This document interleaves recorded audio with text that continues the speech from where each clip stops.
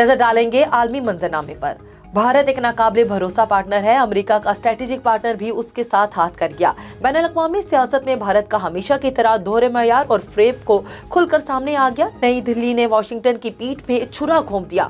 Ukraine के बहरान पर बहस शुरू करने के लिए तयशुदा वोट में भारत ने अमेरिका के खिलाफ रूस का साथ दे दिया। रूस और चीन ने मुतवक्के तौर पर कोई वोट नहीं डाला।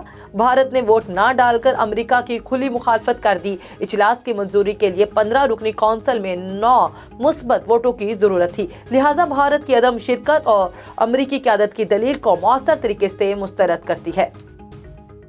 पार्टी गेट स्कैंडल पर मुश्किलात में घिरे बरतानवी वज़ीर-ए-आज़म बोरिस जॉनसन के 4 करीबी साथियों ने इस्तीफा दे दिया। अपोजिशन समेत हुक्मरान पार्टी के अरकान वज़ीर-ए-आज़म से इस्तीफे का मुतालबा कर रहे हैं। रिपोर्ट के मुताबिक मुस्ताफी होने वालों में बोरिस जॉनसन के chief of staff Darren Rosenfield, head of policy Munira Mirza, principal private secretary Martin रिटल और कम्युनिकेशन डायरेक्टर जैक डोयल शामिल है। बरतानवी वज़ीर-ए-आज़म कोरोना लॉकडाउन की खुली खिलाफ वर्जी करते हुए सरकारी रिहाइशगाह पर पार्टियां मुनक्किद करते रहे। मामला सामने आने पर उन्हें शदीद अवामी गम गुस्से का सामना है।